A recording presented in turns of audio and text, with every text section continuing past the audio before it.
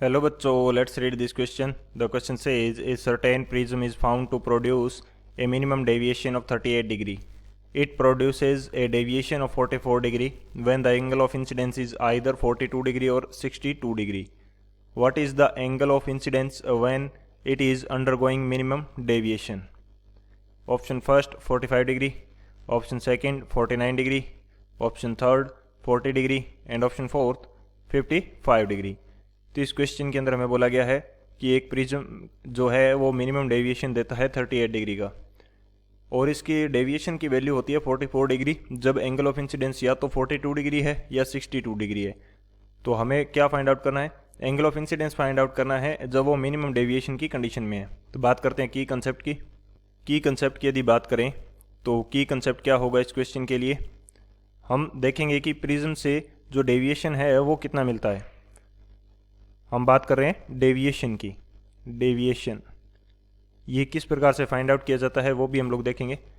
यहाँ पे मैं मान लेता हूँ कि मेरे पास कोई प्रिज्म है कुछ इस तरह से एंड इसके ऊपर रे ऑफ लाइट इंसिडेंट की जाती है कुछ इस तरह। एंगल ऑफ इंसिडेंस क्या होगा? आई। तो ये रे थोड़ी सी रिफ्रैक्ट होगी और उसके बाद में सेकेंड फेज से इमर्ज आउट कर जाएगी और ये हमारे पास एंगल होता है इमर्जेंस का। ये होगा R1 और ये होगा R2। जब इन लाइट रेज को पीछे की तरफ बढ़ाएंगे तो ये लाइट रेज कुछ इस बात को फॉलो करनी चाहिए थी, लेकिन प्रिज्म के कारण ये डेविएट हो जाती है।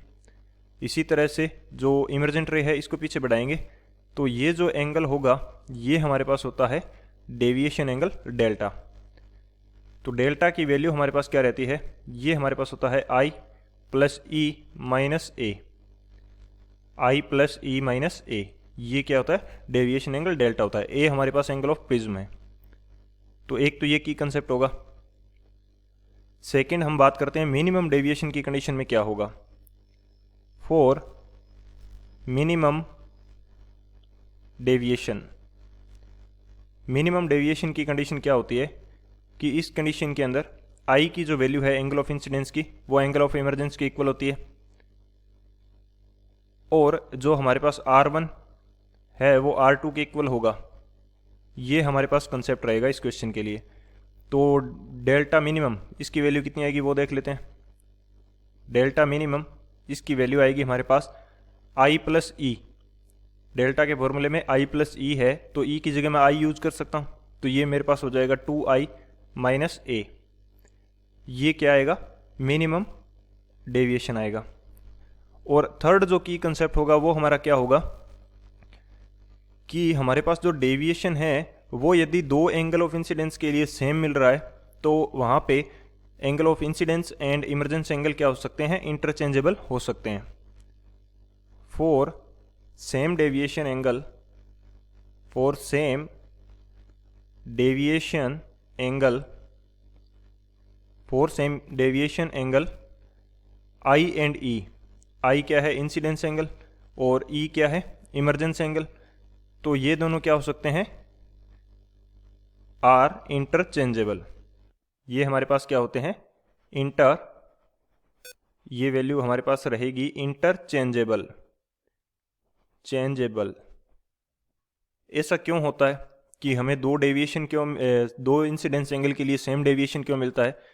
हमारे पास जो ग्राफ होता है डेविएशन एंगल और इंसिडेंस एंगल के बीच में, ये हमारा इंसिडेंस एंगल आई होगा, ये डेविएशन एंगल होगा। तो ये ग्राफ हमारा कुछ इस तरह से बनता है। तो हमारे पास यदि मैं यहाँ से ग्राफ को देखता हूँ तो ये दो जो हमारे एंगल हैं इंसिडेंस I1 और I2, यहाँ पे सेम डेविएशन हमें मिलेगा। तो इस कारण से ये हमें सेम डेविएशन मिलता है और ये क्या हो सकता है? इंटरचेंजेबल हो सकता है ई के साथ में। तो अब इनकी कंसेप्ट की हेल्प से इस क्वेश्चन को सॉल्व करते हैं। सॉल्यूशन की यदि बात करें तो सॉल्यूशन हमारे पास क्या होगा? डेल्टा का फॉर्मूला क्या होता है?